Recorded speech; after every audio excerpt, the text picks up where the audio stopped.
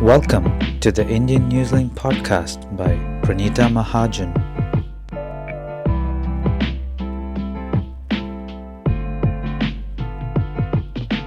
Hello, everyone, and welcome to the Indian Newslink podcast. We're in election week now. Things are getting busy. And one of the main highlights of this year's elections has been how a lot of the discussion and the policies have been around youth and matters that impact the youth. There has been a lot of discussion about gender education, about inclusion, rainbow communities. Education has been very big. Health, wherein again youth and at-risk groups have been discussed quite extensively.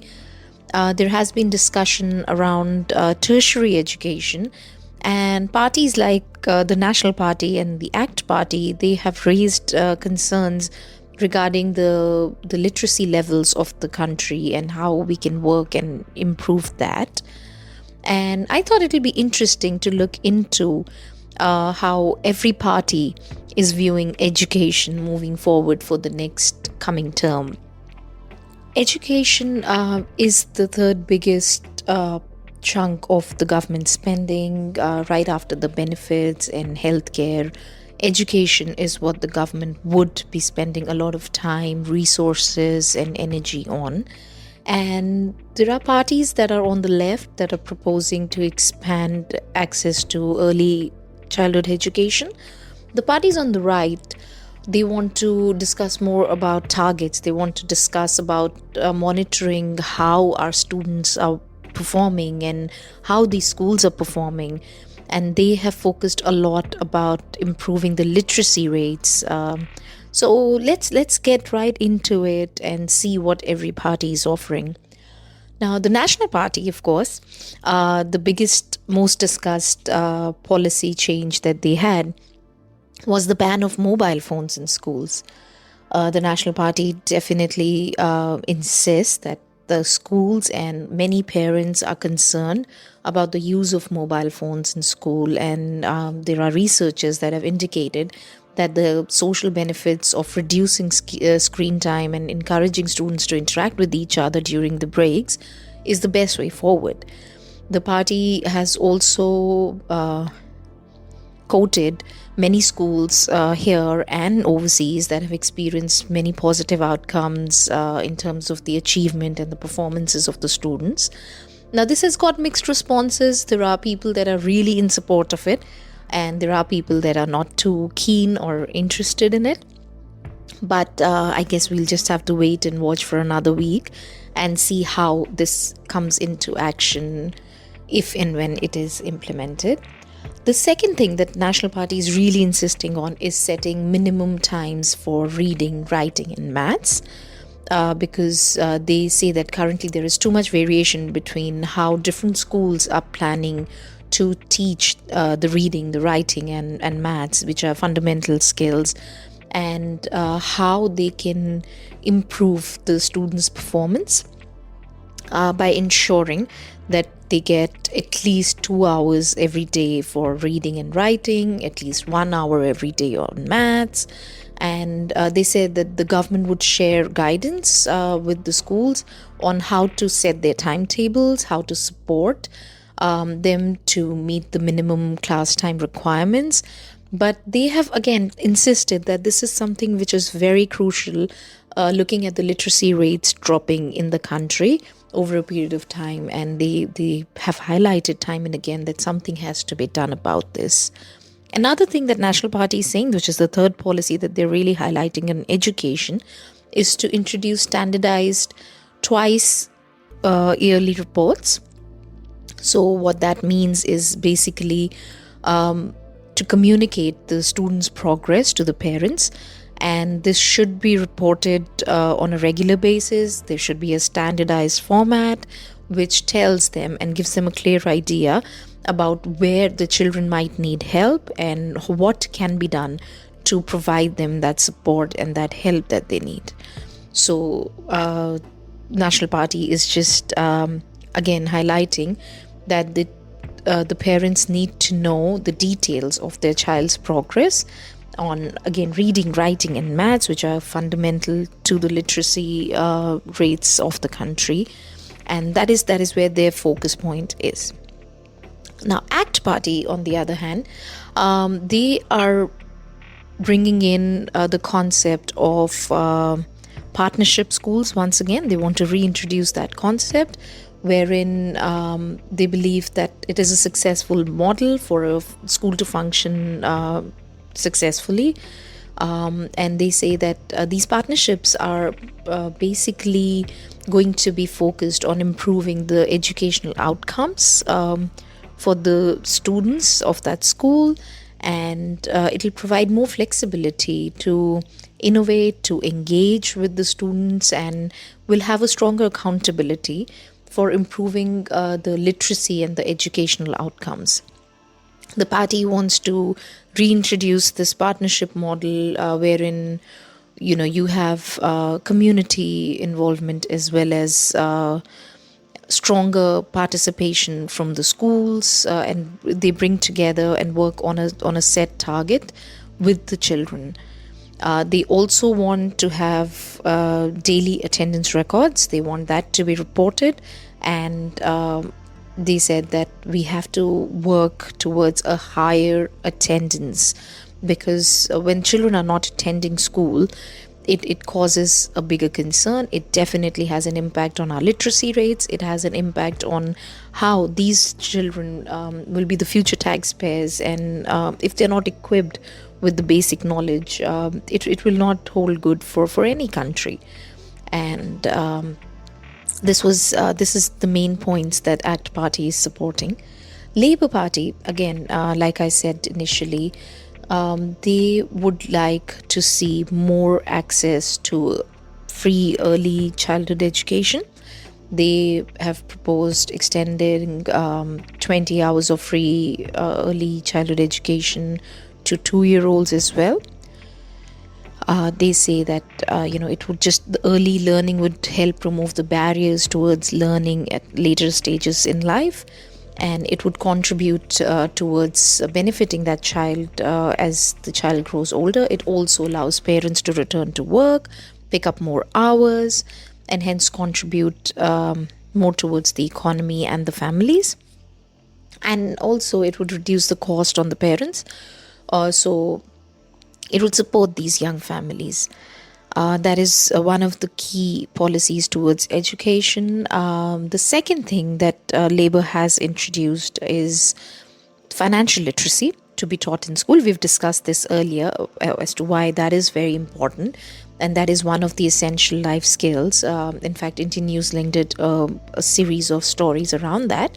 Now, making financial literacy compulsory part of the curriculum would address the low levels of money and budgeting skills among the school leavers, and they want to introduce that by integrating it into the regular work program for the schools. So they would add financial literacy as part of maths, as part of the basic learning structure, and make sure that these children, the school leavers, that age group is more equipped to deal with the financial decision making later on in their life. Another thing that Labour is promoting is to increase the number of dental places in the university by 50%. They're saying that poor oral health has a lasting impact on a person's mental well-being, physical well-being, and just overall wellness. So increasing the dental workforce is crucial, and it means that more people can access dental care, and it will also help get the cost for the dental care lower, which is again a very positive outcome in the long run. The New Conservative Party, I want to really highlight this one because what they are talking about is something a bit different from the mainstream parties. They are highlighting the need to ban sex education in primary schools. Now that is a discussion that has really picked up momentum online. Everybody, you can see young parents discussing it more and more. especially after countries in Canada and US have it has become a mainstream campaign topic. So it is interesting to see that being discussed during these elections. New Conservative Party says that children in primary school, they're too young to learn about sexuality, and it can have negative mental, emotional, physical effects on these children. So they are proposing a complete ban on relationship and sexuality education for all primary schools. This is again something that has got very big support from a certain section of the society, and it will be interesting to see how this is perceived after the election results come out. They also have highlighted about the need to ban education about genders in schools. The party says there are only two genders, and it opposes people changing their gender. It says that we need to ban education on gender identity, in order to protect the mental, emotional, physical well being of these children. So these are concepts that should not be discussed as part of mainstream education or school. Similar views are also held by NZ First, which says that school children are being taught about relationships, gender, sexuality, and that amounts to indoctrination, as per the party. They say it must be stopped. And again, the idea would be to remove what the party says is gender ideology from the curriculum, and not make sure that that is banned in all schools and not a part of the curriculum. The Maori Party, they want to introduce a universal student allowance. They have highlighted how Maori are more likely to face barriers in tertiary education due to low level of income support, higher costs of studies, and they would want to see a fair, livable student allowance for all tertiary students. They have emphasized how a universal allowance would help students take care of the living expenses, and also component of all student loans. He says it is crucial, and the party is really supporting that. They also want to make Te Reo Maori and Maori history core subjects up to year 10 for all students. They say that the mainstream education system is broken and it's institutionally racist undertones. So they want to bring in Te Reo Maori and Maori history as part of the curriculum for up to year 10s. They want to establish an authority to oversee Maori language funding, and they want, because they feel that it is under-resourced, undervalued, so they want to establish a Maori Standards Authority, which will oversee the funding, and make sure that the minimum competency standards are ensured. Again, something that has received support from many people, and we would have to wait and see for the next for the election results to see which of these policies are being supported. Now the Greens, they are a current favorite as far as youth subjects are concerned, and they're gaining momentum. The Greens also want to introduce income guarantee for all students. They have also highlighted how the students struggle to meet basic needs, and are forced to accrue substantial debts because of tertiary education. And they say education is a public good, and it should be their policy to ensure that students, regardless of their personal circumstances, have the financial support, they have what it's required for them to focus on their studies and perform better. They say that this approach would help elevate student poverty and reduce the need for the students to go into a debt just for their studies. The Green Party has promised a minimum income of $385 per week, which is very impressive, and again has received a lot of support. They have also highlighted to improve the need to improve working conditions and staff to student ratios. The Green Party says that the working conditions in which the teachers are currently in, it is directly affecting the learning conditions for the students. So we need better ratios, staff to student ratios. We need better results, better educational outcomes, and that can only happen if we provide the teachers the right amount of support. And by reducing the number of teachers, number of students per teacher, ranging from early education all the way to high school, we can make sure that pressure is reduced and quality learning can be ensured. The Green Party also wants to create hubs with health and social services. These are going to be school hubs, and the party says that factors outside of school, such as housing, income, health, economic well-being, all this affects a child's education. And by providing holistic services at school, you can address those challenges. You can have counseling, you can have these on-site hubs in schools which can provide social services, mental health support, and comprehensive support to any student that might be in need of something like that.